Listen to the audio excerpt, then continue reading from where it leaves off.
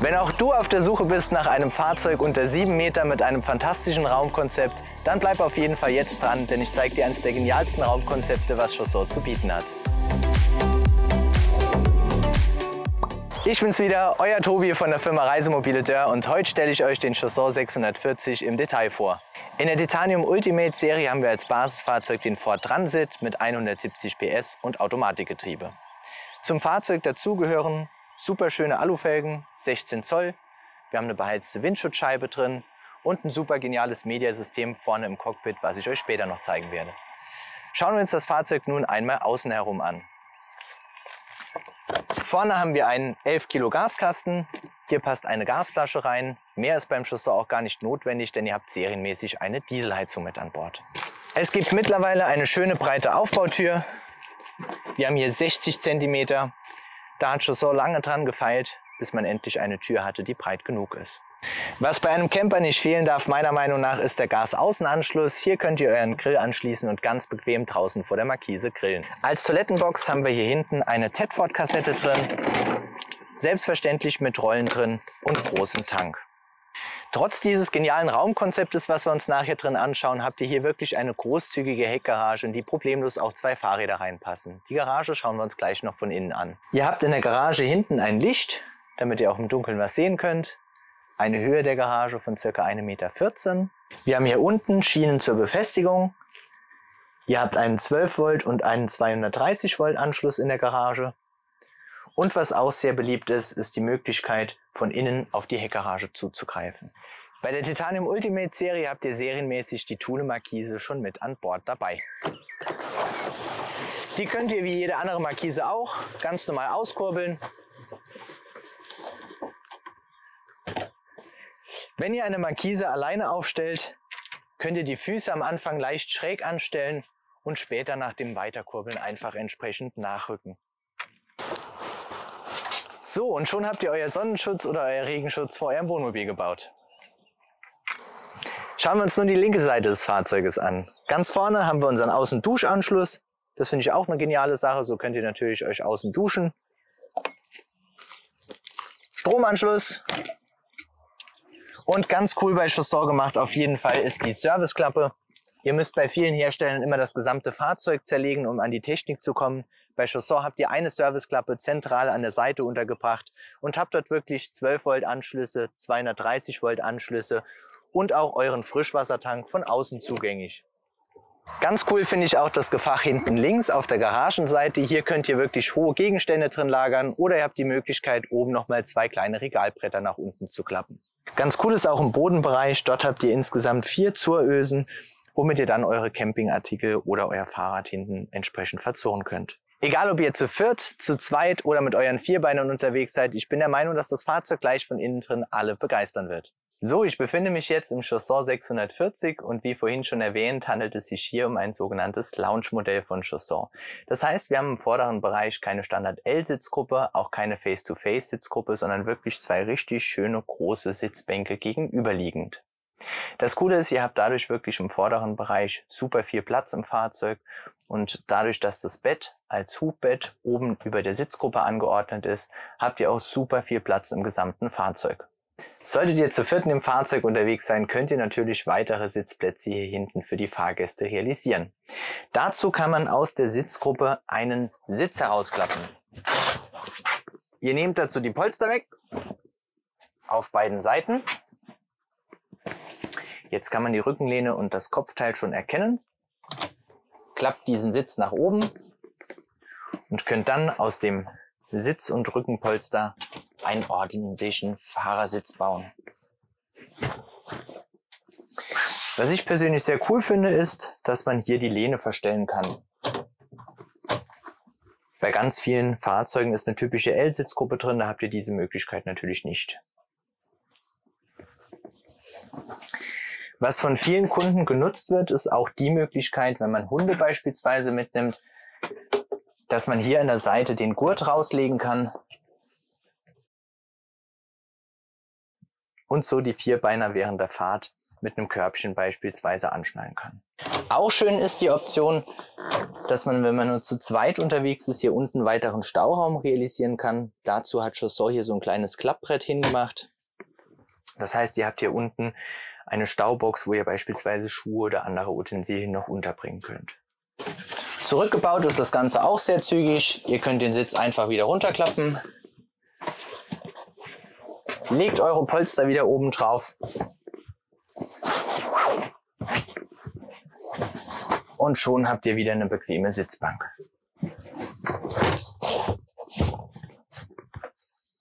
Zum Herunterfahren des Bettes und des Tisches habt ihr 2 Schalter am Küchenblock und könnt diese auch gleichzeitig drücken. Das Schöne ist, dass wenn man zu zweit unterwegs ist, man wirklich das Hubbett bis auf die Sitzgruppe herablassen kann und kann dann ganz bequem ohne Leiter in das Bett einsteigen. Als Liegefläche haben wir hier eine Größe von 1,60 Meter mal 1,90 Meter und ihr habt hier wirklich ausreichend Platz mit 2 Personen. Bequem sind die Matratzen auch, denn in der Titanium Ultimate Serie habt ihr Komfortmatratzen serienmäßig mit drin. Jetzt fragen sich bestimmt viele von euch, wie man hier drin zu viert schlafen kann. Das zeige ich euch auch. Dazu könnt ihr den Tisch elektrisch ablassen.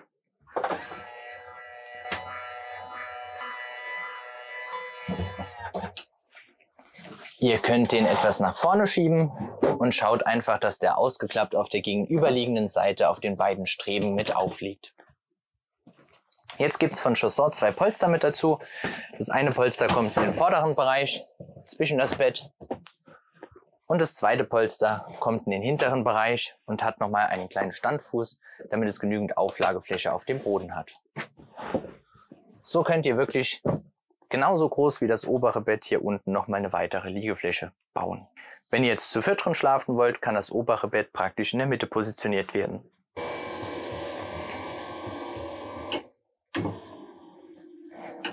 Etwas wenig Platz hat man hier natürlich von der Höhe, das ist natürlich klar, wie bei Stockbetten beispielsweise in einem anderen Fahrzeug im Heckbereich.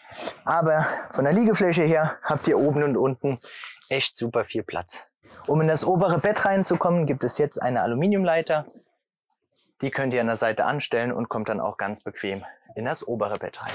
So, einige von euch wollen ganz bestimmt auch die Küche sehen. Ich würde einmal alle Schränke öffnen und euch die Arbeitsfläche zeigen, sodass ihr da auch einen Eindruck bekommt, wie großzügig die Küche hier drin geschnitten ist. Im oberen Bereich habt ihr auf der rechten Seite einen Doppelschrank mit verschiedenen hohen Unterteilungen drin und links daneben haben wir da noch ein Gefach, wo man wirklich hohe Dinge drin unterbringen kann. Was man hier auch in der Ecke drin sehen kann, sind die beiden Regelungen des Boilers. Ihr habt hier 2 verschiedene Heizmethoden drin. Ihr könnt einen Boiler entweder elektrisch oder auch mit Gas betreiben. Wir haben hier ein Arktik-Paket mit drin, da habt ihr immer die Wahl zwischen Gas oder Elektrik.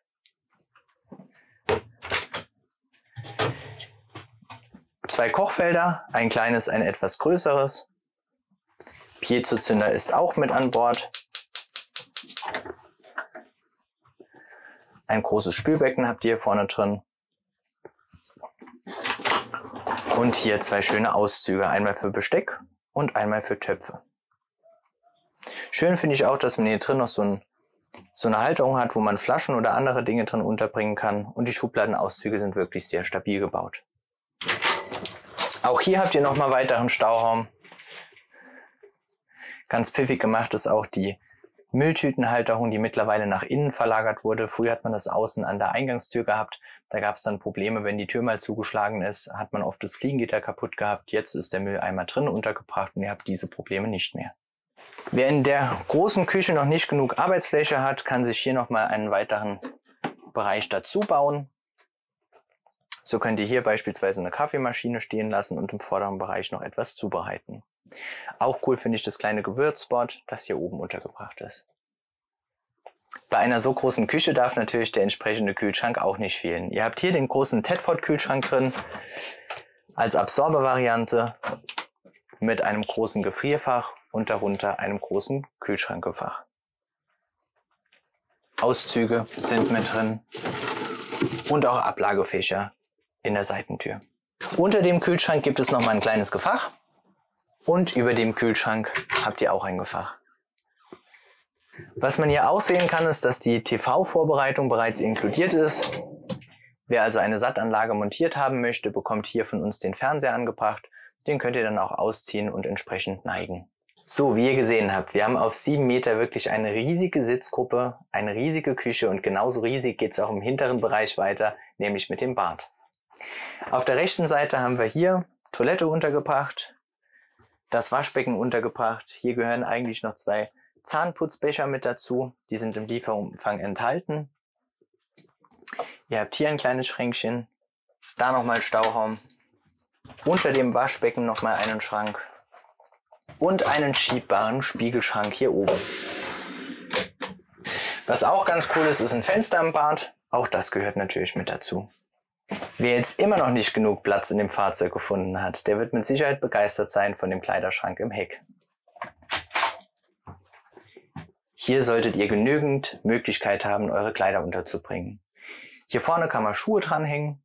Ihr habt Schubladenauszüge im Schrank mit drin. Und hier auch ganz schön gemacht, wirklich Ablagefächer, wo auch die Gegenstände geschützt sind vor Herausfallen durch diese Gummibänder. Ganz oben haben wir dann noch eine Kleiderstange. Da könnt ihr wirklich Jacken, Hemden oder sonst irgendwelche Dinge reinhängen.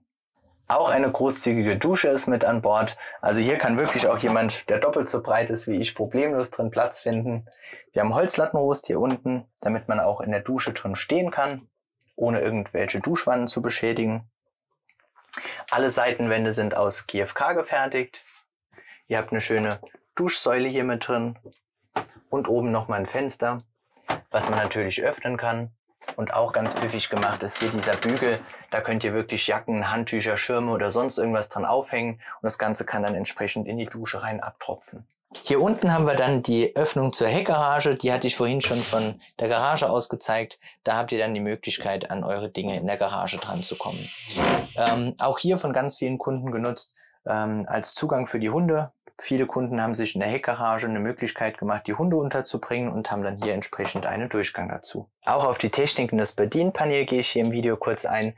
Wir haben hier oben untergebracht einmal die Steuerung der Webasto-Heizung. Das heißt, ihr habt hier eine Dieselheizung drin, das hatte ich außen schon erwähnt am Fahrzeug. Auf der rechten Seite dann das Kontrollpanel vom Auto. Dort könnt ihr generell das Panel ein- und ausschalten. Ihr habt die Möglichkeit, Licht entsprechend ein- oder auszuschalten. Ihr könnt eure Wasserpumpe aktivieren. Es gibt eine Außenleuchte, die über der Tür untergebracht ist. Hier unten könnt ihr eure Füllstände sehen von der Starter- und von der Aufbaubatterie. Ebenso die Füllstände vom Frischwasser bzw. von dem Abwassertank. Die kleinen Kippschalterchen, die hier links untergebracht sind, sind für die verschiedenen Lichter im Fahrzeug. Ihr habt einmal ein schönes Bodenlicht und einmal ein schönes Ambientelicht am Fahrzeug. Steckdosen und USB-Anschlüsse sind auch mal die Frage, wo habe ich sowas im Fahrzeug, wie viel gibt es davon? Auch davon haben wir hier definitiv genug. Ich werde mal ein paar Stück zeigen. Hier oben am Fernseher haben wir natürlich Anschlussmöglichkeiten von 12 und 230 Volt, ebenso für den Fernseher. Wir haben am Küchenblock hier unten eine Steckdose und rechts daneben USB-Anschlüsse. Es gibt eine Steckdose hier unten in der Sitzgruppe. Und wir haben hier im vorderen Bereich auch nochmal 2 USB-Anschlüsse. Selbstverständlich könnt ihr trotz der großen Sitzgruppe und der Sitzmöglichkeit hinten in den Bänken natürlich auch beim Ford hier vorne die Sitze entsprechend drehen.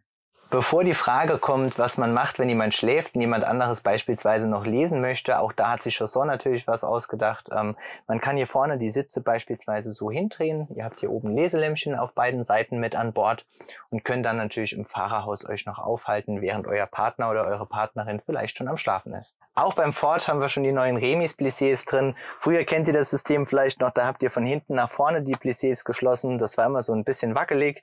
Jetzt habt ihr die neuen, die werden einfach im Halbkreis hier hinten rüber bewegt und oben entsprechend eingehakt. Cooles System, lässt sich wirklich blitzschnell öffnen und schließen und sieht schön aus. Auch im vorderen Bereich haben wir schon das neue Plissé. Das wird nicht mehr von links nach rechts geschlossen, sondern von unten nach oben. Und ihr habt die Möglichkeit, das in 2 Positionen einzuhängen. Entweder so oder wirklich bis ganz nach oben hin geschlossen. Auch beim Chausson haben wir hier vorne das neue Pioneer-Gerät drin, was Apple CarPlay und Android Auto unterstützt. Natürlich normales Radio oder DAB-Radio und die regulären Freisprecheinrichtungen habt ihr hier auch mit drin. Die Rückfahrkamera ist an dieses Display angeschlossen, da habt ihr natürlich auch Zugriff drauf. Damit die Sprachverständlichkeit etwas besser ist, gibt es hier oben noch ein Mikrofon, sodass man euch beim Telefonieren auch gut verstehen kann. Wer gerne wissen möchte, was man hier alles hat, das werde ich auch einmal erläutern. Rechts haben wir die Möglichkeit, Start-Stopp zu aktivieren oder zu deaktivieren.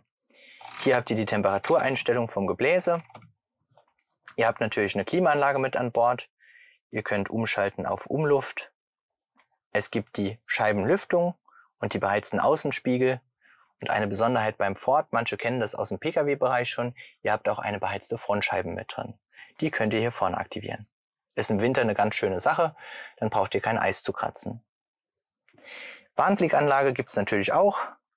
Ihr habt ESP bzw. Traktionskontrolle zum Aktivieren oder Deaktivieren und ihr habt nochmal verschiedene Fahrmodi für das Automatikgetriebe. Dort könnt ihr von Eco auf Normal umschalten. Und wenn auch du Interesse hast an diesem Fahrzeug, dann melde dich gerne bei uns unter unten stehenden E-Mail-Adressen.